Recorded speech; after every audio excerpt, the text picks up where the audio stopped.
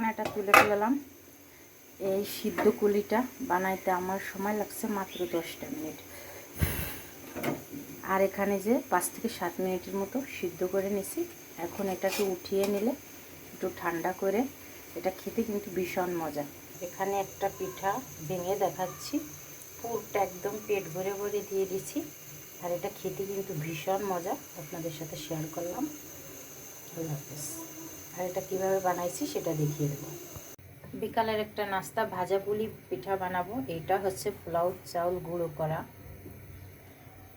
আর এখানে একটা পাতিল দিয়েছি, পাতিলের ভিতরে অল্প করে গুঁড়োটাকে একটু ভেজে নেব 2 থেকে 3 মিনিট। চাইলে চাল ভাজাটা গুঁড়ো করেও দিতে পারবেন সের ভিতরে। আমি এটা সের ভিতরে দেব। মাত্র 2 মিনিটের মতো ভেজে নিলাম। এখন নামিয়ে নেব। এইটা কাড়ার জন্য কয় টুকরো গুড়, দারচিনি, এলাচ, তেজপাতা আর এখানে চিনি দিয়ে দিলাম। আধা চামচ লবণ দিয়ে দিলাম। 1 চিমটি যাকে বলে, কারণ এখানে পুরোটা গুড় নেই আমার, এজন্য চিনিটা মিশিয়ে দিলাম।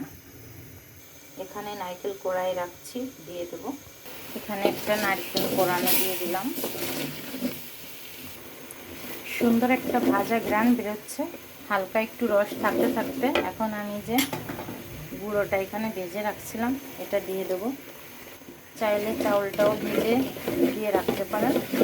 আমি এখানে সুন্দর করে সাইডটা ছেড়ে নেব নারকেল, চাউলের গুঁড়া আর চিনি দিয়ে। এবার ভালো করে নাড়াচাড়া দিয়ে একদম শুকিয়ে নেব। এটা ফ্রাই হয়ে গেছে, এখন আমি এটাকে নামিয়ে নেব। এটাকে ঠান্ডা করতে দিয়ে দিলাম। ভাজাগুলির আমি পাতিলটা ধুইনি, কারণ এটা মিষ্টি। একটু লবণ ছড়িয়ে দিলাম 1 চামচ। গুঁড়োটা দিয়ে সেটা কেড়ে নেব। গুঁড়োটা এখন দিয়ে দিলাম।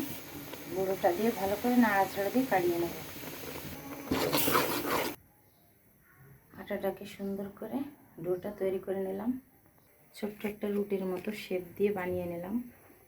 ডিজাইনের খুঁটির পরে দিয়ে রুটিটাকে সুন্দর করে নিলাম। এমনিও বানানো যায়, আসলে ডিজাইন হলে পিঠাটা দেখতে সুন্দর হয়। এর ভিতরে সেইটা দিয়ে সুন্দর করে আমি এই যে পিঠাটা তৈরি করে নিলাম। হাঁড়িতে আধা হাঁড়ি পানি দিয়ে দিচ্ছি, বলক এসে গেছে। এখন আমি পিঠাগুলোকে সিদ্ধ করতে দিয়ে দিলাম। 5 মিনিট ঢেকে দিয়ে সিদ্ধ করলে পিঠাটা রেডি। আপনাদের সাথে শেয়ার করলাম।